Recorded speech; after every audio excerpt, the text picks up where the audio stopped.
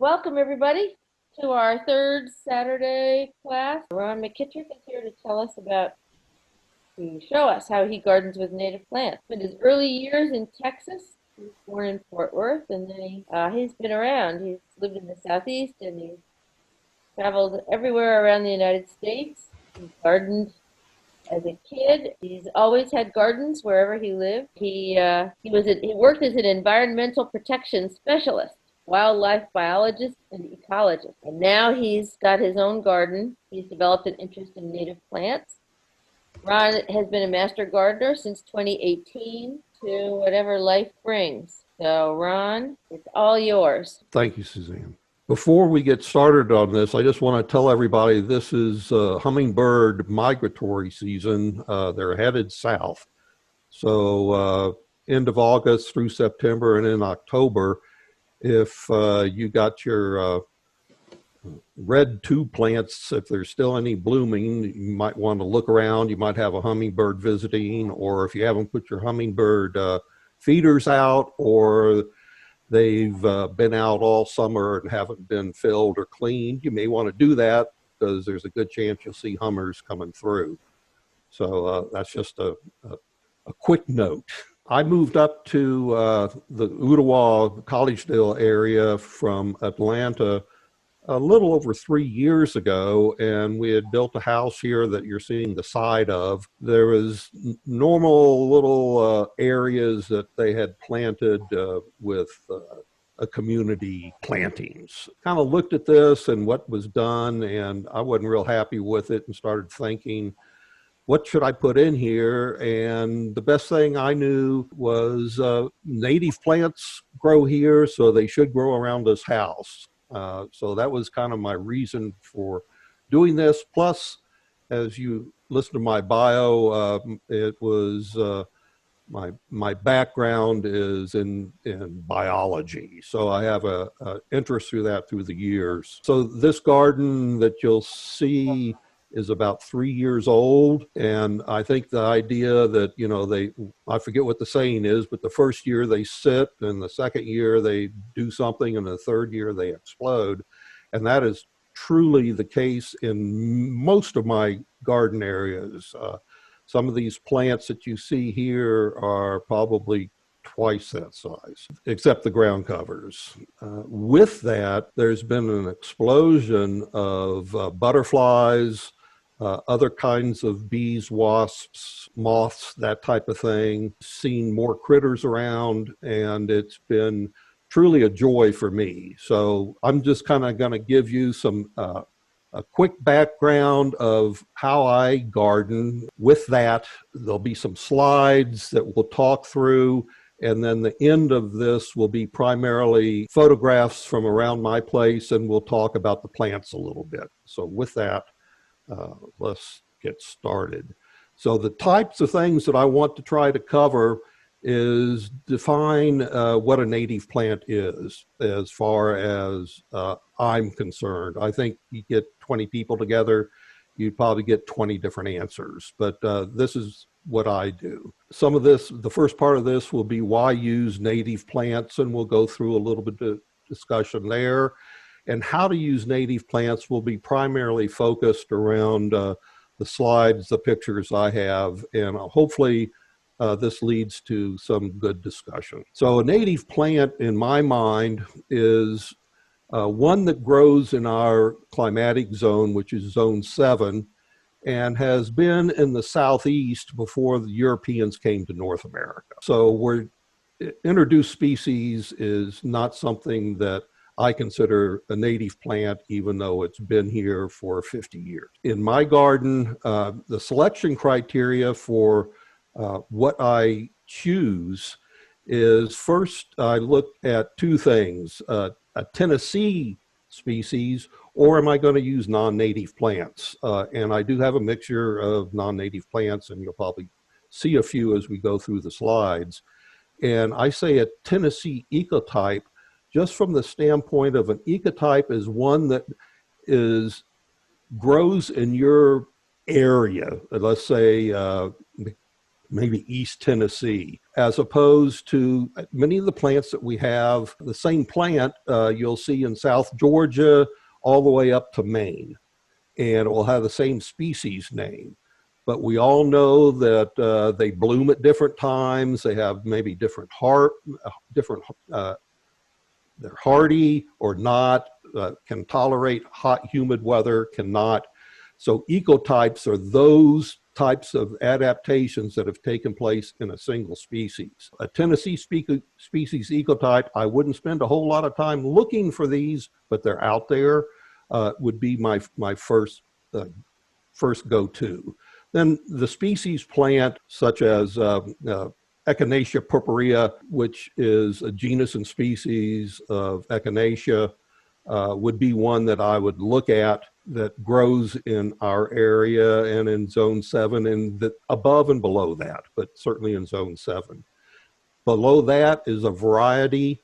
Usually we think of varieties as plants and subspecies as animals. And basically it's just enough genetic change that there may be some differences where purpurea, Echinacea purpurea, there may be different shades of that, and they are natural adaptations. So variety and subspecies are natural adaptations, where cultivars usually involves man that has done some selective collections or crosses or something with the species or subspecies and gotten something that will kind of reproduce itself, or they can reproduce itself over and over. Last are certainly hybrids. I do have all of these things in my garden, but and hybrids produce very good characteristics,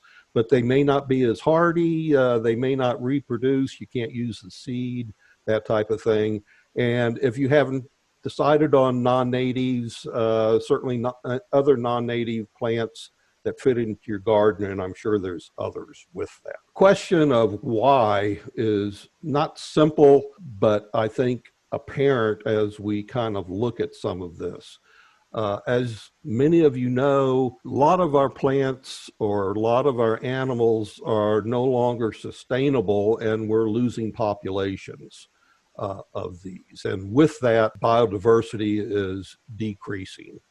There's numerous reasons for all this that we're not going to get into, but as we can select native plants, it will at least supplement some of these. If enough of us do it, we have a large area that can support native wildlife, native plants, help in helping our natural resources. And with this, native plants are adapted to where this part of Tennessee, after they get established, probably have reduced watering. They've survived pests. They've survived other plants competing with them. This should reduce water, pesticide, herbicide use as you either replace plants that you have or decide to do a little area or whatever. What I'm going to be talking about for the most part is native plants and how wildlife is adapted to native plants. Not particularly, they certainly use, but is not something that provides typically all the things that native habitats provide. Certainly there's a lot of native beauty as you look into prairies or you look into woodland areas. There's a lot going on at different times of year. I haven't seen this, but less work. Right now, I'm busy in my gardens. But with time, I hope to decrease the amount of weeds by the way I'm gardening, and also sit back and enjoy it a little bit more. The last certainly is true of non-native trees, but energy conservation, if correctly planted around your house, they can help shade in the summer. There's native trees that have large leaf cover. They can shade out large areas and help reduce, if planted in the south, southwest, help shade your house. Plants that are adapted to withstand wind and you can use them as windbreaks if there's, like my winds usually come down here through the northwest. So I have some protection there. Again, the native plant is naturally hardy. The diversity is large throughout the Southeast. As you think about it, colder climates typically aren't as diverse as warmer climates.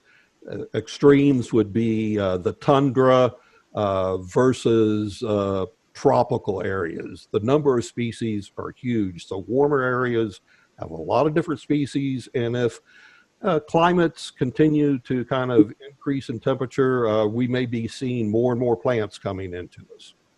If you know your area, there's probably a native plant that is adapted to living in clay, adapted to living in chert, adapted to living in wet areas, those types of things. So it takes a little bit of effort on our part to do that, but you can probably find something that would grow in problem areas that you have. They produce wildlife habitat, and that's why and the types of things that we're talking about in wildlife habitat are food, water, cover. I'll briefly go through those. And if you provide all of those, you're likely to get reproduction of, let's say, butterflies, birds, that type of thing in your immediate vicinity. Just to talk about what habitat is, food, the types of things that our native plants produce are different kinds of berries, fruits, nuts, seeds. Cover, certainly we get cover, a place for animals to get in. I see more and more butterflies and little bugs back into my shrubs that are just in the shade zone during the middle of the day. And they're just sitting there. They're getting out of the hot sun. But grasses produce cover, shrubs, trees. Something that a lot of us don't think about maybe are snags. These are trees that have died and still standing. At least in my area, after the tornado came through here, which just kind of missed our place, but a little damage, we have snags all over the place now. That should see a kind of increase in some wildlife species. Water, a lot of us aren't blessed with natural water features, having a little creek or a little wetland area. But if you do, if it's managed or looked at, it's wonderful. There's a lot of plants that are adapted to that. But we can certainly provide water for some of our animals. That is a necessity for life. And that's what these three things are.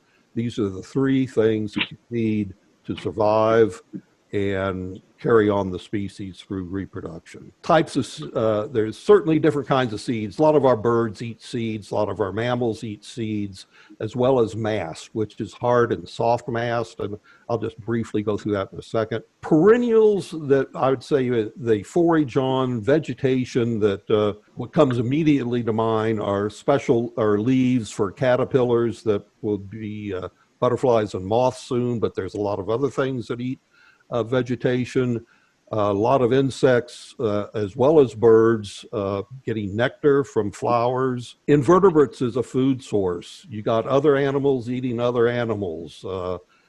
So that's pretty self-explanatory. Other vertebrates eating other vertebrates, other vertebrates eating invertebrates. Certainly a lot of these eating eggs, parasitizing eggs, those types of things are food sources that you might have in your garden. Again, at hard mast, I do have oak and hickory in my garden. I do not have beech. These are producing nuts of some sort typically. So American beech, pecan, walnut, soft mass. I do not have apple or plum yet, but I do have hawthorn, persimmon, pawpaw, and some dogwood, and all these producing fleshy seeds or fruits of some sort. Good for things to eat, and also a way of seed dispersal. Cover comes in the things that you would think about are herbaceous plants. Ground cover may not be as obvious, but it certainly does protect our soils and gives a place for a lot of invertebrates and other things to live under, as well as vertebrates. Woody shrubs, live trees, all producing cover, wildlife to hide from predators, keep cool, provides food. Standing dead trees we talked about, but also downed dead trees. And that's something I've started doing a little bit more since there's trees down. I go cut off a few branches or get a small log, and I've just been placing it in my woodland area, increasing habitat and giving cover for a lot of different animals, as well as places for our solitary bees to nest. Brush piles are a good thing for wildlife, as well as rock piles. Obviously is essential for drinking, but if you think about it, it can, if you have an area that has standing water or may go dry, reproduction, many of our amphibians, if you saw that slideshow I had at the beginning, you saw I have green tree frogs, I have turtles that walk through. Water can be a source of food for other animals. Think about other animals that go through and pick up mosquito larvae or fish and that type of thing. Others is actually water, the bottom is a place for animals to live. A lot of our aquatic insects, dragonflies, that type of thing, live in the substrate of the water. If you have artificial water, I just would like to say, keep it clean, keep it in a shady area if you can. Probably one of the more important things in my garden that I think about is creating vertical structure. That means there's something close to the ground in the middle and something that is covering all of that. I'm not by any means there yet, but I am in a few places. And this, you're looking for a density of vegetation, variation in height, and how you would arrange your herbaceous and woody plants from the ground up. This is providing cover and structure for wildlife, a place for them to build nests, a place for them to eat, a place for them to hide, a place for them to cool off. Typically, cover and this type of structure that you're looking at is what produces wildlife abundance in your area. The more of that you think about, the more potential wildlife you can attract, as well as have seasonal plants. In other words, you may not want everything blooming at one time. You want food, nectar type of things available throughout spring, summer, and into fall. As we know, there's very few plants that bloom that long, but there's a few that can make it through the end of spring to the front part of fall. But mostly they have, let's say a few weeks to a month. So you want to stagger these so there's always something that can provide nectar, pollen, and overall beauty to your garden. I've learned this the hard way, and I approached my gardening, I think, the wrong way.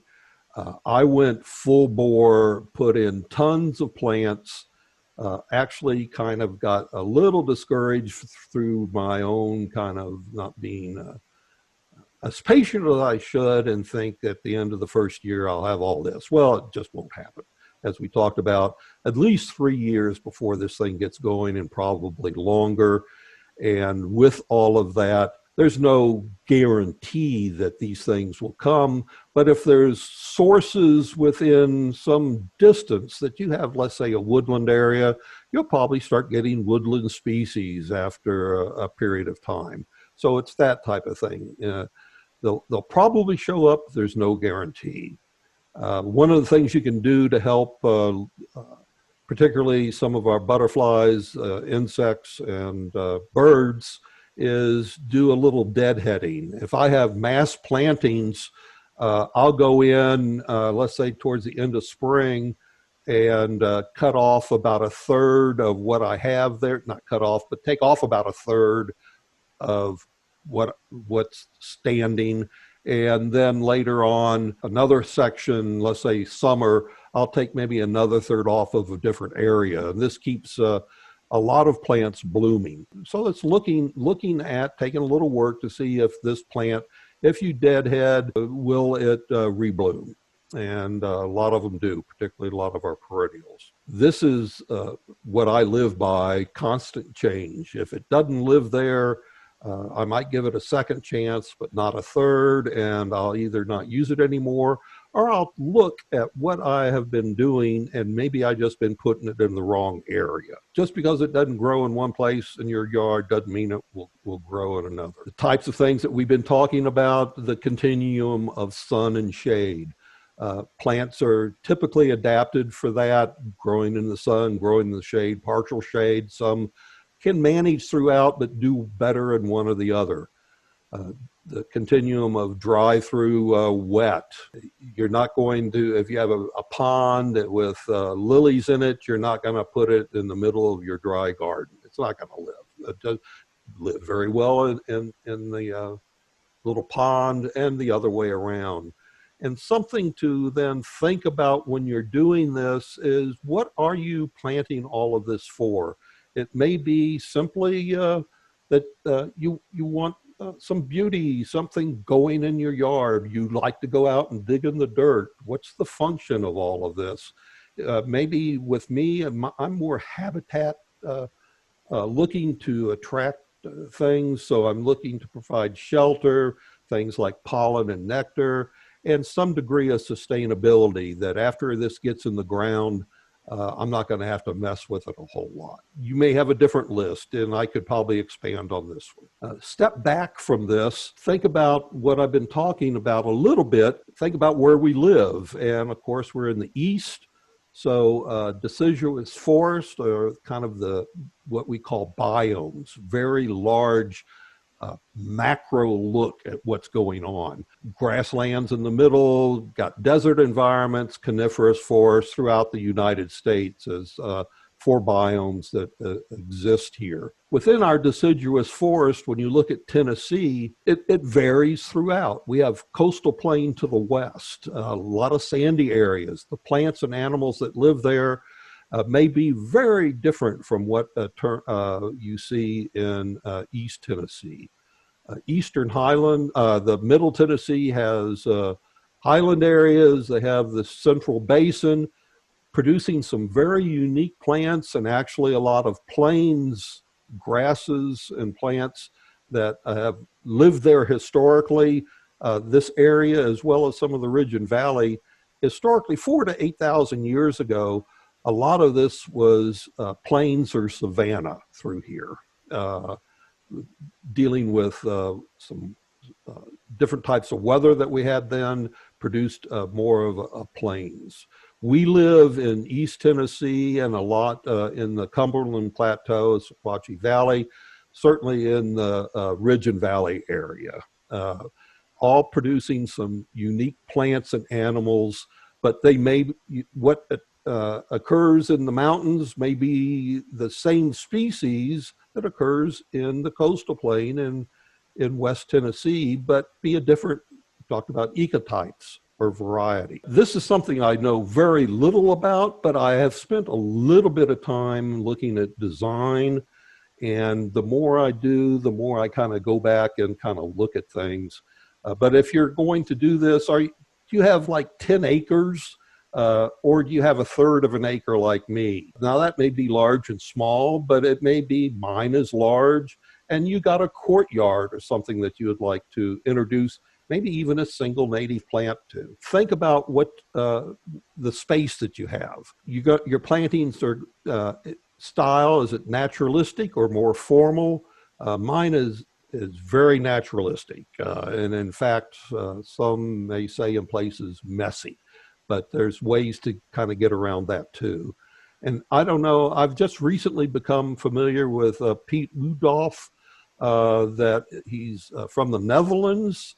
He has a YouTube that I've watched most of it, 5 seasons. If you go to YouTube and look at Piet Oudolf, 5 seasons, you'll probably find that. And he talks about certainly native plants, but also non-natives, and planting in a more naturalistic way. And he looks at combinations of plants, then interested in structure, form, and texture. This is the kind of things that landscape designers are interested in, and certainly we should be too, because it makes your plantings interesting and also provides different things at different seasons for our wildlife.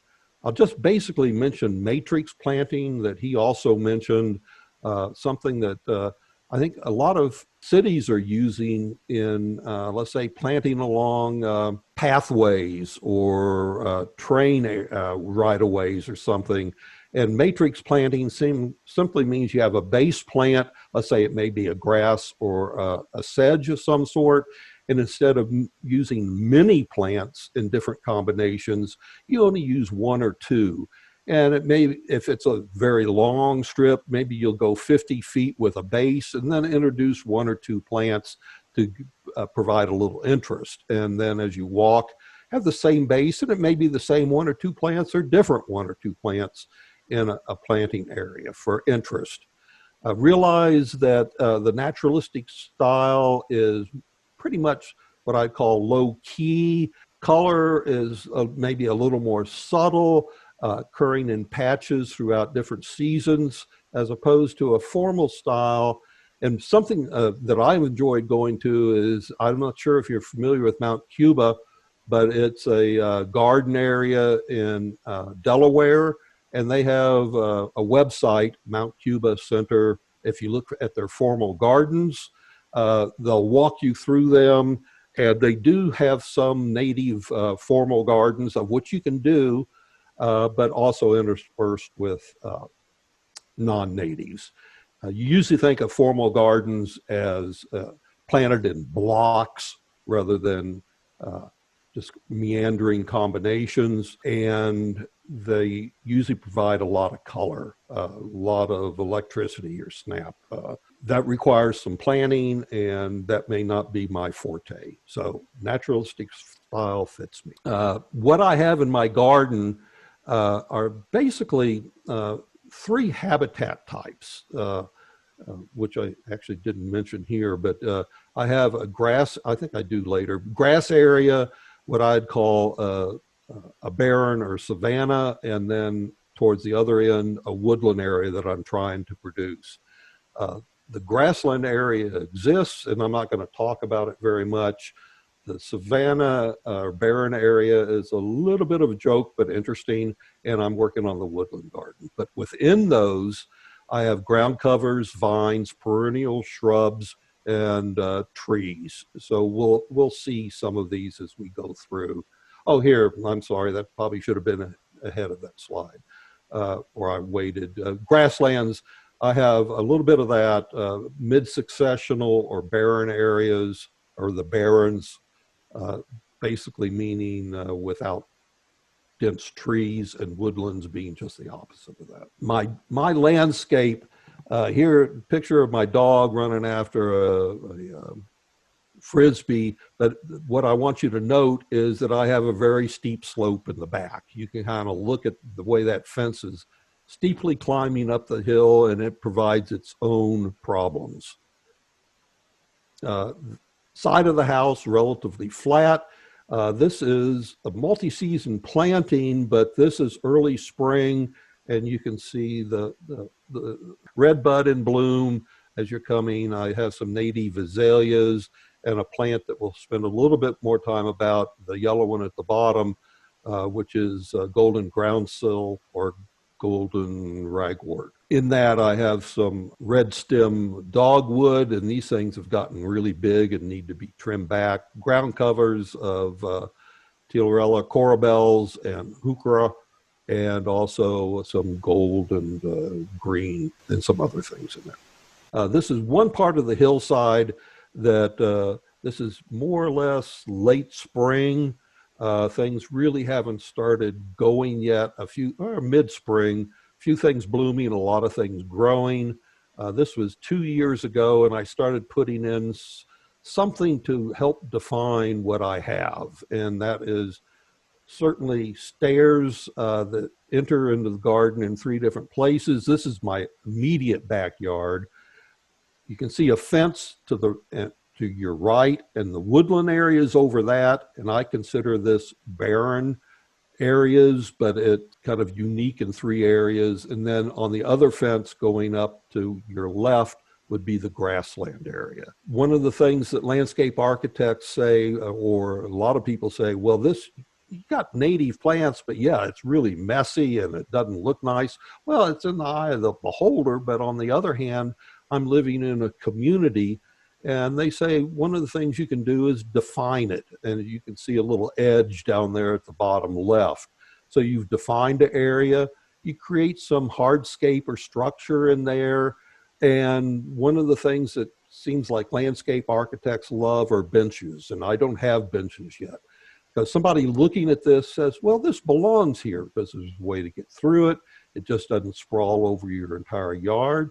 And if you want to rest, there's a place. So it helps people understand your natural area a little bit better. One of the things here, you can see a couple of non-natives. I don't even know what it is, but it's an older rose. It's simple, has just single leaf flowers, but a lot of pollen. So bumblebees love this. They come in. Some other bees come into the rose. Behind that, I keep forgetting the common name of that. It's one of our sedums that we have that is not native, but boy, towards the end of summer, it starts to turn kind of reddish or pink, and bees just come to that like crazy. Other insects, butterflies come in. I had a hummingbird coming to one. So it does have a tendency to grow. This is its 3rd year, and I need to probably next year after, cut that back and get rid of or replant some of it or give it to people so that it can kind of start over again. In the back, I got a couple of native ilex, and in the front there, I'll spend just a second with this. This is aromatic aster. I've cut this back 3 times. You can see kind of 3 different layers, some close to the ground, a medium, and a little larger. And it's just now starting to come in bloom. Nice, beautiful blue flowers. And this is my walkway going up to the house. So I've let it flop over a little bit, kind of giving it a different form as you go up. And then you'll have this kind of pink and blue area as you go up to the house later in the fall. Realize asters, many and most of them, don't start blooming until, maybe a few weeks ago and into the fall. So you got this green mass sitting here, and I have the number of green masses. Great forage area. I have birds coming into these areas, getting other insects, caterpillars, that type of thing, just all during the spring and summer. My woodland area is developing. Realize that 3 years ago, this was nothing but grass, tall grass back here. So these trees that I've put in, many of the largest one that you see there is a maple tree, and it was probably 8 to 10 feet tall. The other trees that you see, for the most part, were anywhere from a foot to maybe 3 feet. So in 3 years, they've done fairly well, and there's other areas that have filled in. Again, my grassland area, great for birds, great for other insects, pollinators. I have different perennials coming up during the seasons. This happens to be our wild bergamot that we see here. Again, great plant for butterflies, insects. Birds will come in later and eat the seed heads. I got grasses growing. I did put in a couple of cedar trees, some asters that are in here, as well as grasses. That's it a little bit later in the summer, a lot of it drying out, but our goldenrod starting to come in, that type. Ground covers, it's almost an obsession with me, because what I want to do is not use as much mulch. It costs me a lot to bring mulch in, a lot of work. The ground covers, hopefully in my wooded area, I'll have leaf cover. But looking for plants that will do that, help protect the soil, certainly give a place for insects and invertebrates. One that I found that I put in the aggressive area. This is sundrops. It's evening. What you see there to the left, I put in about 6 little plants in this area that you see to the right. It continued to spread. Call these things rhizomes. I know there's all different kinds of words for underground roots that go and things spring up, but let's not get into that. So this thing spreads. I had plants then throughout this, actually at the end of the first year, and this year it is going again. I'm interested to see if it's going to stop when it approaches some of my, this was a bare area on a slope, relatively dry, and it has done extraordinarily well. And you can see this, the sun drops is evening primrose, Enothera, that usually bloom at night, and these guys bloom during the day. And it is just a beautiful shock of color.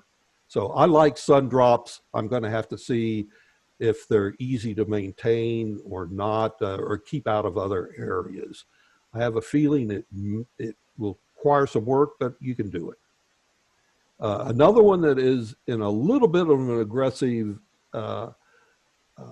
plant, at least in this area. This is on the southwest side of the house. I put in one plant 2 years ago in the late fall. Springtime came and you see this mass in the middle. That's what happened from one plant.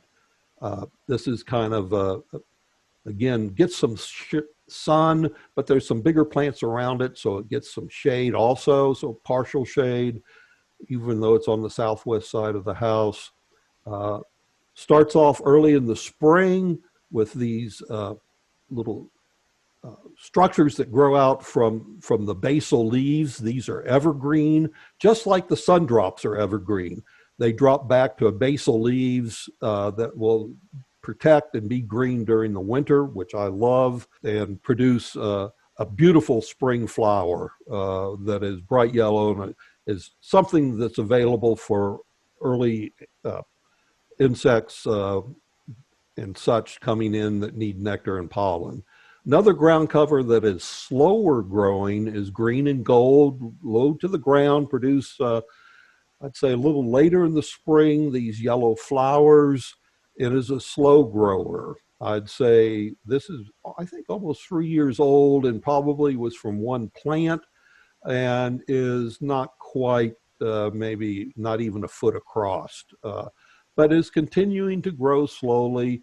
In another area that's a little drier, it's slower yet, but is continuing to grow. So green and gold is, I think, a good ground cover, one that will, after time, spread and serve its function. It is also at least semi-evergreen. I have not lost it completely. A lot of leaves turn brown, but it's still there during the winter. One that is, I think, relatively good for drier areas, but will also do in a little wetter area, but sunny, is mouse ear coreopsis. And it may be hard to see, but if you look at some of the leaves have these little mouse ears that come off the base, and that's where it gets a common name. And it's a slow growing ground cover with pretty little yellow flowers that come for a fairly long time through late spring to midsummer or more. I have a lot of vines. I have a lot of fence. I didn't mention where I live. I'm in the Ooltewah Collegedale area. And if you know where the Summit landfill is or the Summit softball field, I live right in that area and actually back up to the landfill that I think they closed in 1999. Continue to monitor, and we looked into this very carefully, and we feel pretty good about the whole thing. But there's fences around it. We put fences. My wife hates the fence that separates us, and I do too, separates us from the landfill. It's a chain link fence with barbed wire on the top. So I'm planting a lot of vines, some large shrubs to help hide that through the season. So I'm looking for some evergreen vines and evergreen shrubs.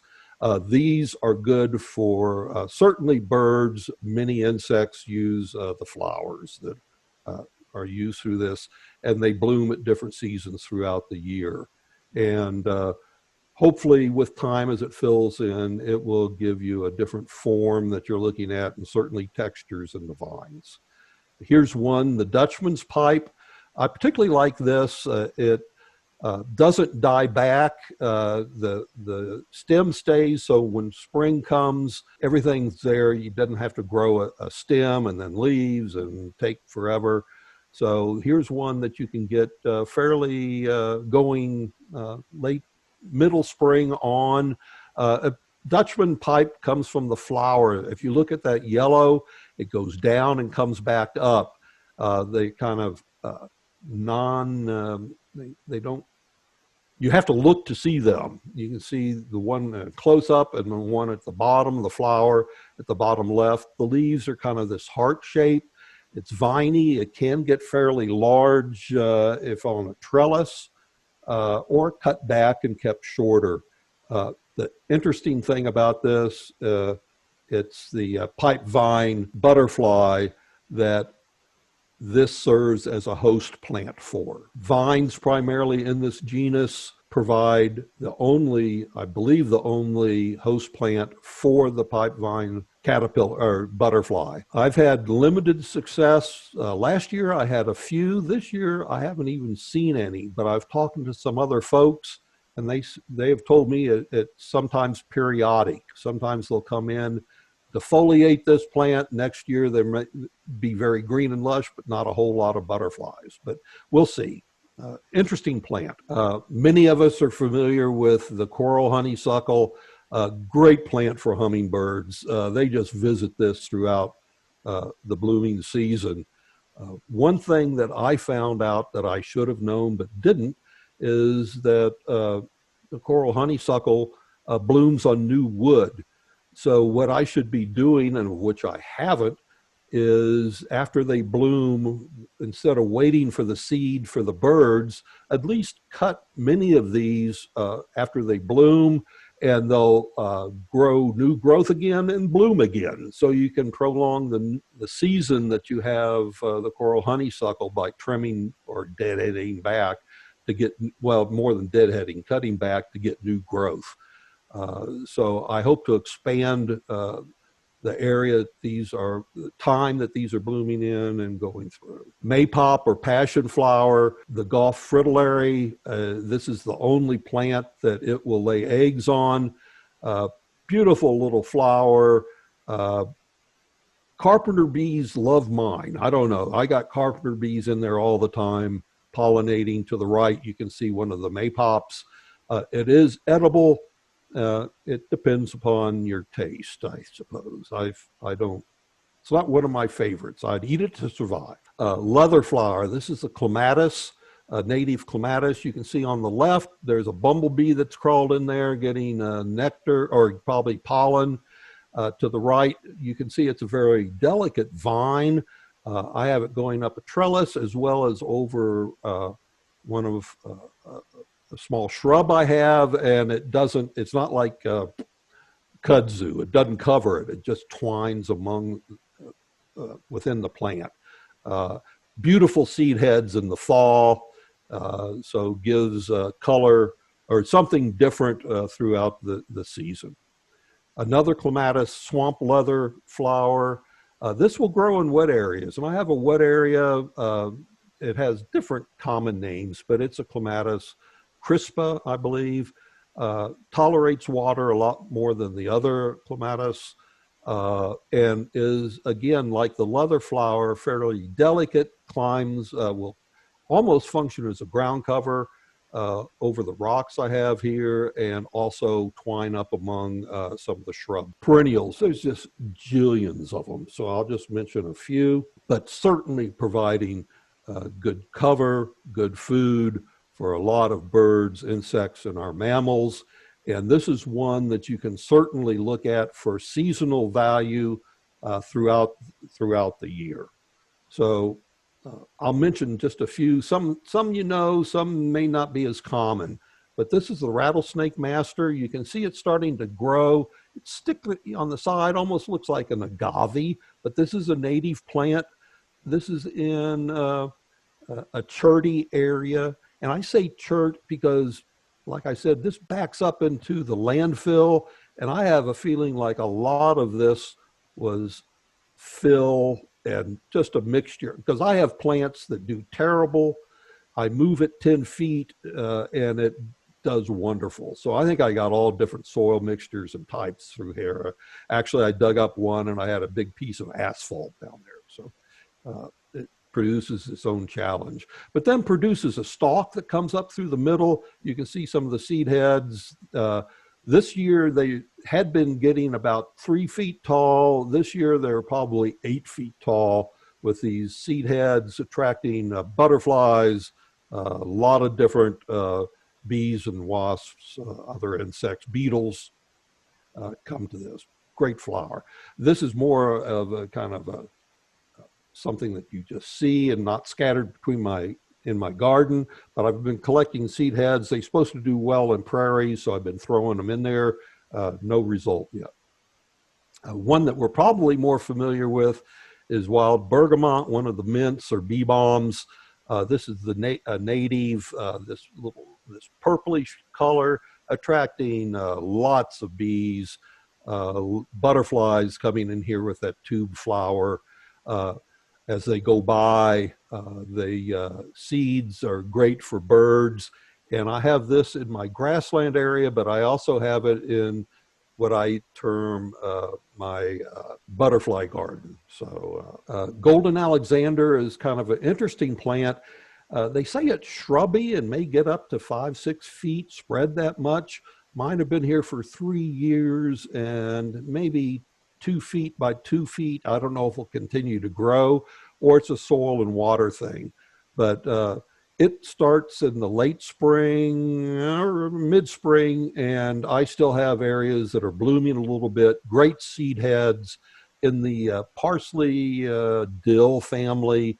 So swallowtails are attracted to it, lay eggs. A lot of different bees use the flower heads. Here's a little compendium of plants that I have. I have different, upper left, different sunflowers. This happens to be the cup sunflower. And if you look, it actually, the leaves are opposite and they come together in this little area here and they collect water. So this is kind of a natural watering station. When it rains, water will go in there. Butterflies, bees, particularly, occasionally birds come there and get water out. Of course, it dries out when it's in the drought, producing fairly small, medium-sized sunflower. They can get invasive. So if you don't have anything, or aggressive, I should use, something that is stopping this thing from growing. This is in the upper part of a little prairie area, and I hope it doesn't spread because it spreads with rhizomes, can become very dense. So look at the plant you're using to see if it's appropriate for your area. Cup flower right now is doing well, but doesn't seem to be spreading crazy. To the right, one of my favorites are goldenrods. This particular one bloomed midsummer, just hundreds and hundreds of butterflies, different kinds of insects, bees, wasps, beetles coming in here. My other goldenrod towards the back of the yard is just now starting to bloom, and I'll expect that to do about the same thing. And we can't leave this without talking about Asclepias genus, which is that orange plant that you see there. Asclepias is your milkweed. This is the butterfly weed, stays pretty small, will grow in fairly dry, compact areas. Other milkweeds grow most of them in sunny areas, but from mildly damp to dry, or almost wet to dry, get fairly large. I've had some get 6-8 feet tall, depending upon the area they're growing. But the only plant that milkweed will lay eggs on, come to, and as we probably know, milkweed, the monarch is something that we're concerned about. So providing habitat is important. Shrubs, great plants, put out throughout the garden. This is 9-bark. This is a cultivar. It's either Diablo or copper, but produces beautiful flowers late spring, I think, and attracts a lot of, like I said, bees and butterflies. Has this beautiful color, leaf. It is deciduous, so it loses its leaves in the winter, late fall. Witch alder, Fothragilla, is a shrub I use certainly for early spring. As you can see, this thing bloomed early spring before the leaves come out. When the leaves start coming out, this little puffball head goes by and is lost. And then you have this particular is a smaller one. They get the species gets up to 6 or 8 feet, I think, but this is grows supposedly 2 to 3 feet. A lot of different names. Sweet pepper bush, one that I have put in a what I call a dry riverbed, because I've had I had problems early on. This is really not a rain garden, because I didn't go through all of this, but it does function. I had water running through here like crazy. It is now more or less stopped, and I have a lot of aquatic plants that do well in damp areas as well as survive drier times. Clethra altinifolia, I think, is the name, producing these long flower achenes, and again, attractive to wildlife. This is red chokeberry that is in the middle of this rock garden, does well. This was early on. You can see in the back by that fence, that's my woodland area now. And I have trees 15 feet tall and some growing. The pawpaw in there is growing like crazy. This is one that seems to do fairly well in damp areas, and blooms early spring, produces a berry that typically birds will not eat it until later in the winter when there isn't a whole lot left. Buttonbush does great in there. Boy, it's going crazy. I'm going to have to figure out what to do. But beautiful little flowers, these round puff balls. I guess midsummer, I think, was when it was blooming. And just this white throughout this little rocky area. These are probably 6 feet by 6 feet now, and I got 3 or 4 of them in there. In my front yard, put in St. John's wort. I'm in a 55 and older community. What they do is mow our yard, and they came through and pruned this. I had a more natural look, but now I got the shrubby balls that go through here that I'm going to have to work on. But they produce these beautiful, beautiful masses of yellow flowers. Bumblebees just love this.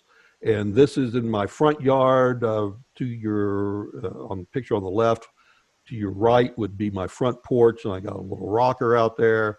And I just watch the bees come in and take pictures. It's a beautiful thing. It stays green, blooms green fairly early and stays green fairly late. Trees, this is early on, but you can see in the front I got, I think that's a serviceberry.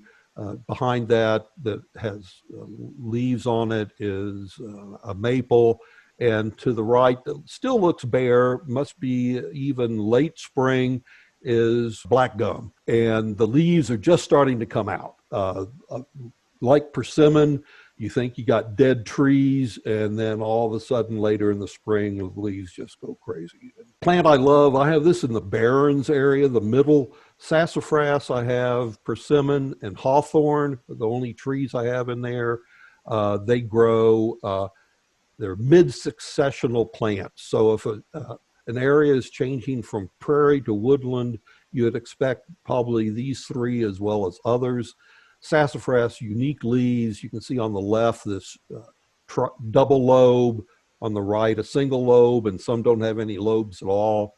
And beautiful spring little flowers, yellow flowers. This is one of the trees that spice bush caterpillar will get on and eat, the other being the spice bush. The two have completely different habitats. Like I said, this is more hot and dry, where the spice bush itself is in a more damp, shady area, often, sometimes partial sun to sun. I have that as well, and the spice bush caterpillar butterfly comes in and uses both. This is a host plant for them. You can see the wooded area growing a little bit more. Two plants I have close together, and sometimes I used to confuse, but other people might. But to the left is the black gum, but you can see how the branches come off. They're almost perfectly 90 degrees to the trunk. Leaves look somewhat similar but different, but here on the black cherry to the right is, you can see it's more of a V shape up towards the top that comes out rather than these perpendicular. So they're coming out maybe more 45 degrees. So some just subtle differences that you'll see when you start looking at your plants, seeing what's similar, different, what they do, how fast they grow, what is attracted to them. Black cherry is, after oak, is probably the second most important tree as far as butterflies, caterpillars, and other insects. So it's used a lot. Hop tree, you may not be familiar with. Mine is, it has on the right this leaf that is actually looks like three leaflets. And it gets, the leaves, as you can see on the left, get fairly large, but they're in this tripartite design, and they produce a little flower head that's beautiful white, but then the seeds are these little fleshy seeds called, I think, samaras, that are in the wind, blown by the wind, like maple leaves, maple seeds. So it's wind distribution. The comma butterfly and one of the swallowtails use this as host plants. Pawpaw, big leaves that are droopy all the time. It looks like they've never gotten water, but that's the way they are. I have one that is about 8 inches high and another that is almost 8 feet high. But you want to kind of plant them close together.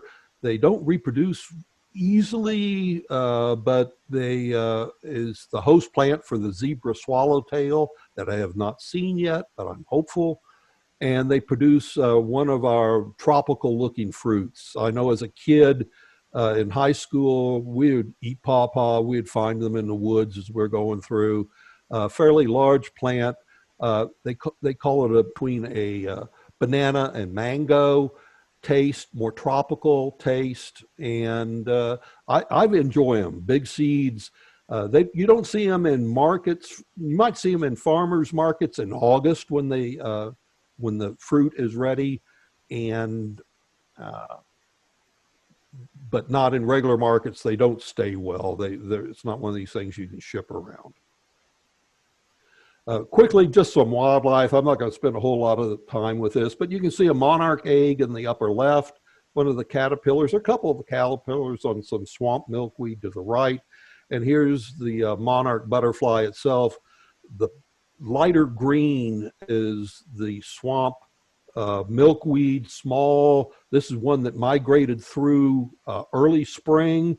They have come back through now, and they're looking for milkweed, of which I have had quite a few. So here's your monarch. On the echinacea, you got a little spider. My goldenrod, a lot of insects flying around and on it. This was my woodland area before I turned it into a woodland area. Turkey came in there, loved it. Turkeys still come through, loving what I have for them. Turkey feed on, they love anything from woods to grass to in between. They're that type of thing. They're like a deer almost in that sense. And they just roam through the community. The fence, when I put it up, stopped them for a while, but finally one discovered they could jump and get through and get on the other side. I'm watching it because they can become problematic and scratch and become a little bit of a nuisance, but these haven't. And in fact, the fence stops most of them. They just stick their head through and can't figure out how to get through. Also, they have problem getting out. You have to sometimes chase them to get them to fly. Talked about the spice bush caterpillar.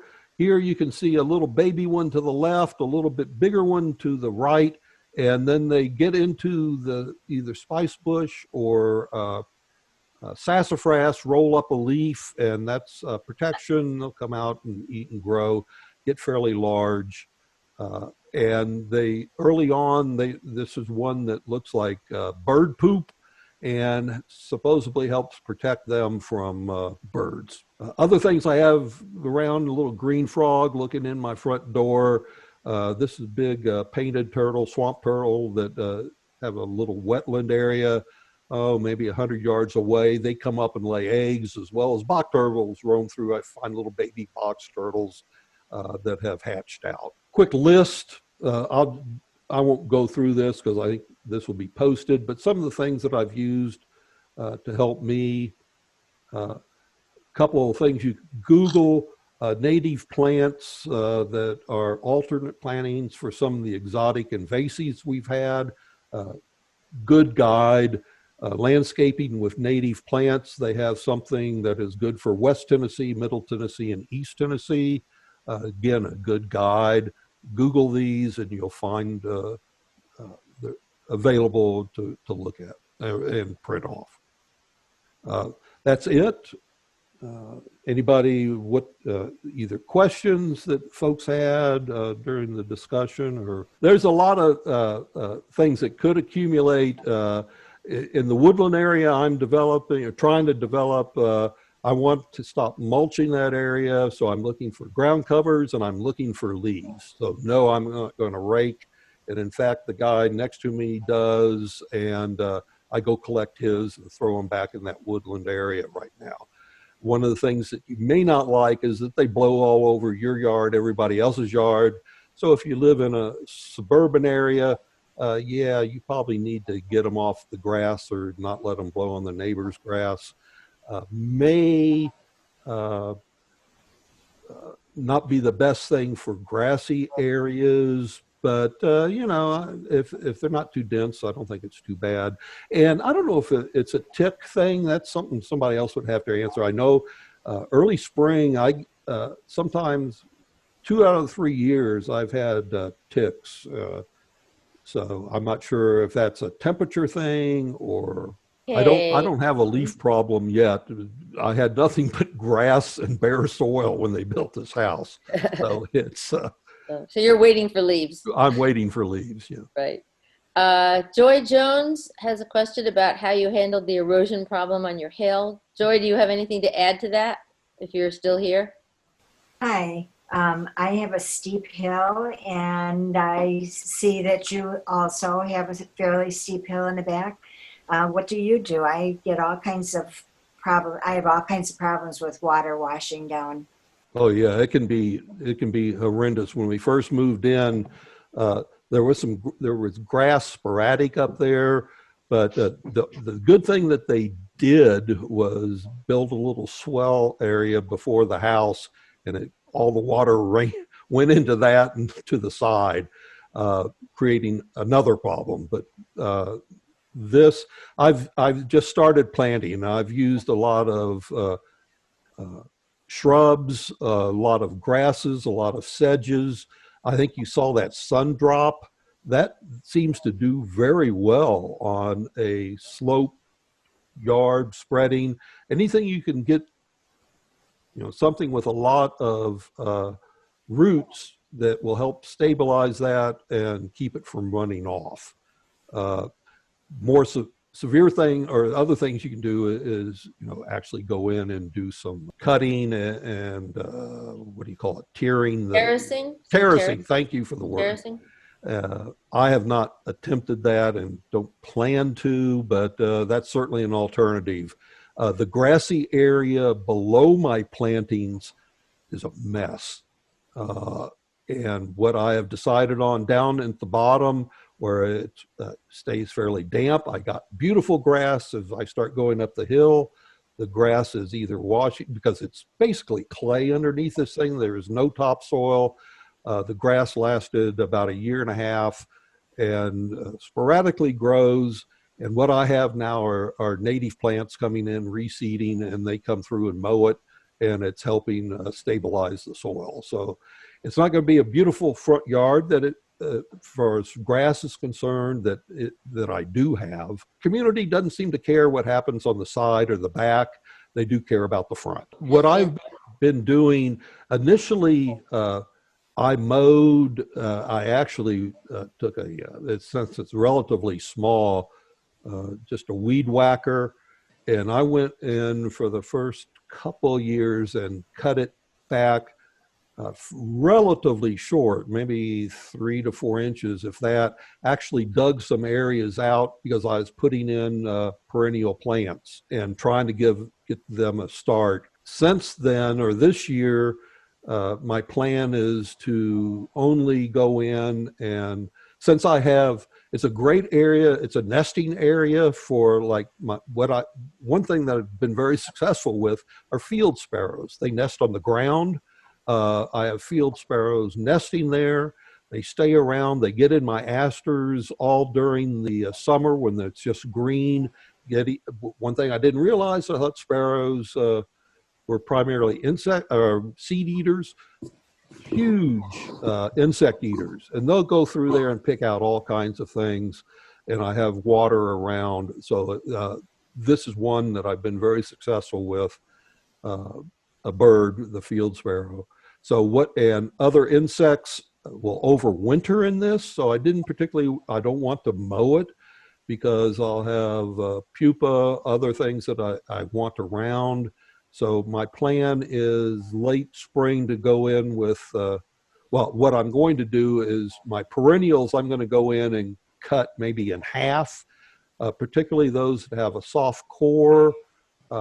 Mason, a lot of your solitary bees will get in that, reproduce over winter, and be ready in the spring. So late spring, early summer, I'm going to go in with my weed whacker and probably take it down by half. Certainly a lot of them turn brown, most of them do, but as something I was listening to the other day, remember brown is a color. If you get used to that and do that, you can brown and intermix with perennial seed heads that turn different colors, and it actually can be very nice to look at. But I didn't put any big, the tall grass, stem grass in there, but a little bluegrass I did, and a bunch grass, and it stays really well. Others, I'd say getting from 3 to maybe 5 feet high right now. What I've used slow growing in areas is partridge berry. It's very close to the ground. A little green leaves that get fairly matted and occasionally produce little red fruits, and will slowly grow and intertwine amongst other plants you have. So that is one that isn't real aggressive, but over time will fill in. I have used that I'm looking forward to using more of this groundsel, golden groundsel or golden ragwort. I've put some in my little rocky dry riverbed to see how that will do, if it will grow through there. And I'm going to try moving it out this winter into a couple of other areas. It seems to grow very quick. Hopefully it doesn't become problematic. The green and gold or the mouse ears that I have, Coreopsis, I find surviving well, covering well, some fast growing. Those two are slower growing. I'm sure there's a lot of others, but those are, the sun drops is evergreen and produce a very small or a rosette leaf. Evergreen ground covers are hard to come by, but there's, I think, 4. It's a Tennessee native plant, the maypop or Tennessee the state native, passion flower, but it can become aggressive. And the thing that it will often do is that you'll plant it in one place and 5 feet away, another one will pop up. So it's going to be spreading on you. So I'm just kind of watching for that, because actually I remember seeing you, Suzanne, and it was, you have Gulf fritillary all over the place. Nice, but also you don't want kudzu all over your house. This is true. And it's also overwhelmed I have it planted near my coral honeysuckle, and I had to pull it off it because it was, Oh yeah. It'll just go all over everything. It Anyway. will. And I think, if it gets out of control, cut it. That's my philosophy, and it will grow back. There's a lot of different swallowtails, things that are in what I'd call the parsley dill. So things that I have are parsley, dill, fennel, the golden Alexander. Some are very host specific, like the zebra swallowtail only goes to pawpaw.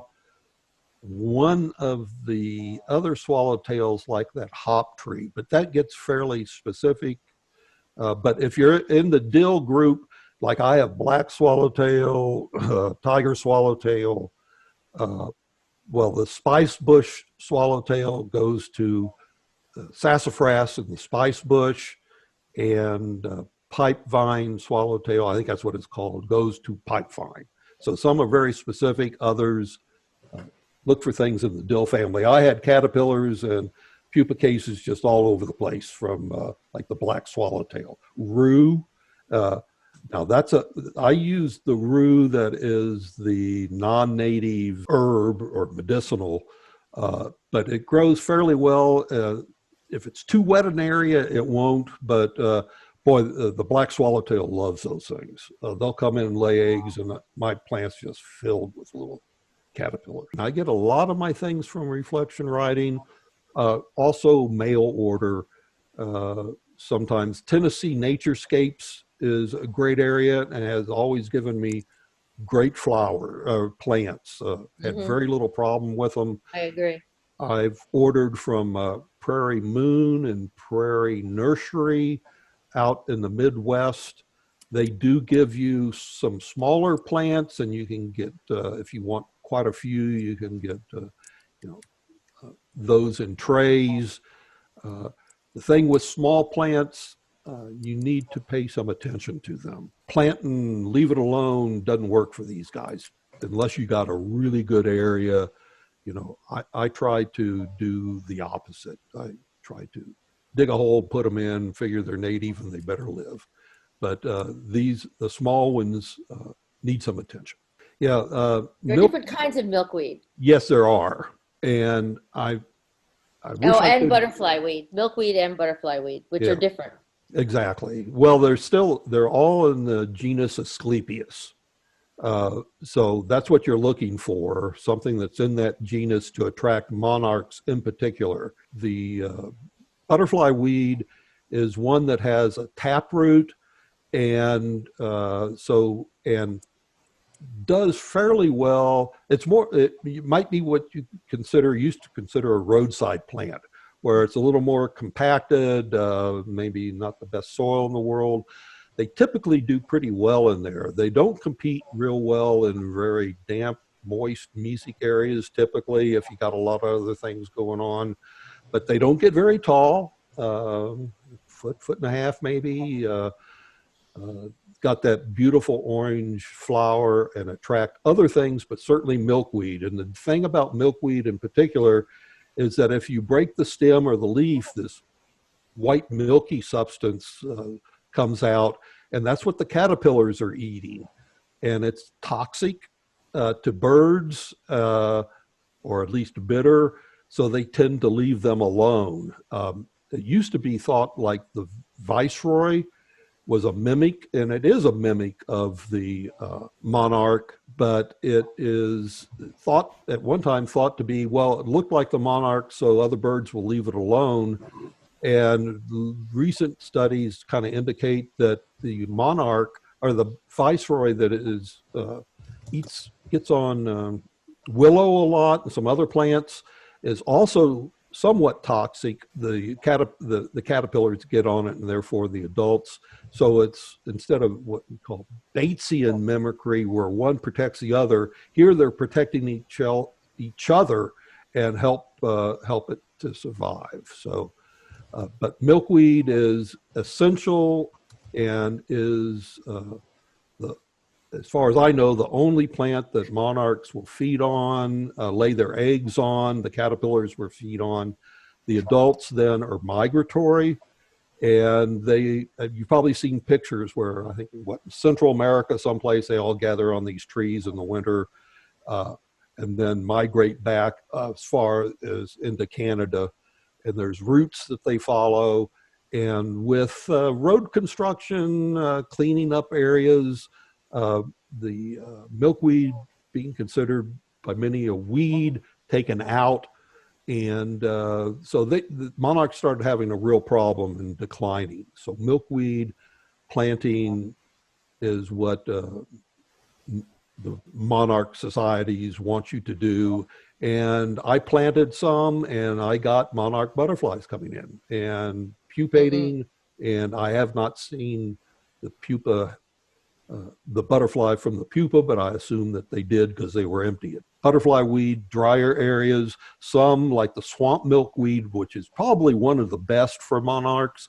If you got a dampish area, great for monarchs, but they're more rhizomatous, so they spread out and will grow through a damp area, where something like incarnata, sericea, that are more the common milkweeds that people think about, that can get fairly tall. You know, the monarch will still come to them, but they sometimes get a little more out of control, I think. So, and there's one, and of which I can't remember, actually will grow in shady areas. I do not have that one, but it's a milkweed that will grow in, most of them are sunny to partial, mostly, well, sunnier areas. This one does partial shade real well, but I can't remember what it is. I had Japanese beetle. They seem to be increasing in my yard, and I haven't quite decided what to do, but you know, I go through and pop them into some milk, a can of water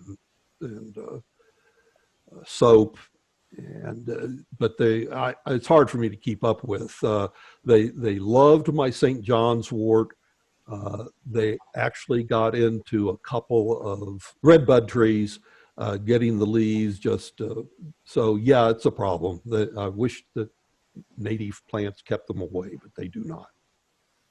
Yeah, if you're doing natives, I'd be interested in what you're doing. If you're not, that I'd like to know what, you know, some people have, thank God everybody is different. Otherwise it'd be extraordinarily boring. But my philosophy on this is that if you have a tree that is a non-native tree, or you're going to take down, one of the princess trees, find a native tree to put in there. That would be nice, you know, just one thing. Or if you have a small little area that you'd like to garden, and maybe try natives, do that. You don't have to go to an extreme, but you know, be aware of it and be and what they do, and you might become interested in a particular species of butterfly. Look at what they need to eat, to lay eggs on, that kind of stuff. There's a moth that is a mimic, they call, of the hummingbird, and it's a clear wing moth, and I don't have that particular mimic, which is browner. The one I have is more looking like a bumblebee. But if you get closer to it, they'll probably have clear wings, and you know, they may get a couple of inches or so, but they're a moth, probably, is what you saw. Right. Senna, Senna, Senna, And I planted a couple of those, and boy, I had cloud-winged butterflies coming in like crazy. They laid eggs. It had gotten up to about 2.5 feet tall. I think the full grown, maybe 4 to 5. It's not there yet. They laid eggs on all over the place, and right now all I have is seed heads. There's not a leaf on that thing. Right. The trick is that we tend to want to bury seeds, but if you look at them, because they've got that tuft on them, they sit on top of the ground. Exactly. So I leave the tuft on them and put it on and let them naturally work their way into the ground, and then they come up very nicely. I think we have a tendency to, and for a couple of years I did try to plant them. You don't, just sprinkle them. And they'll come up. That's good advice. I'd like to, we were talking about ticks earlier, and I just thought I'd mention something that's interesting. Yeah. Marilyn and I live up on top of Lookout Mountain, and we have a lot of woodlands around us. And our son-in-law is a U.S. forest agent for the state of Kentucky. And one of the things we do is we collect all the ticks that get on us, and we put them in a jar of isopropyl alcohol. And then at the end of the year, we give the jar to him, and he sends it off to the U.S. Center for Disease Control, and they analyze it for the different diseases that the ticks could be transmitting in this area. Wow. Well, that's great. And do you label it when you collected it or anything? Yes, we just collect just the ticks around where we live. We have 20 acres up here, and at the south end of Dade County, Georgia. Yep. So and we send that off every year now. And you send it off to who? My son-in-law, his name is Brian. Well, I'm not going to say, but who does he send them to?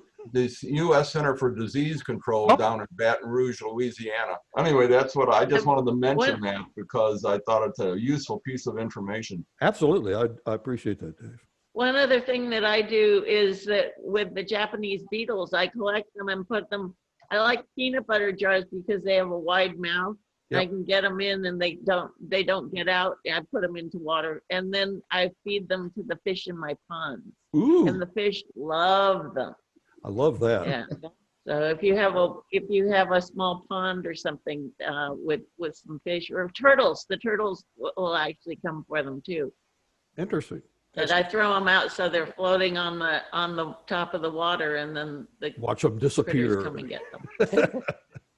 Cool. Yeah, I've been thinking about if I could get 2 or 3 people to come out just occasionally, or tell me when they're coming out, have a pick a weed, take a plant thing. I got more columbine than if you plant one columbine, you'll have thousands, and I have pretty close to that. It's a good way to introduce people to seed saving and to plants and a lot of things. And if you have river oats, which I do, those seed, I thought, well, I'll see if they spread, and I just took them and spread them around. I got river oats as a ground cover in places. It's very successful. So thank you for coming. And Tom, you want to say? Just thank you, Ron, again for such a brilliant presentation. It's good. I appreciate everybody that came and is sticking around.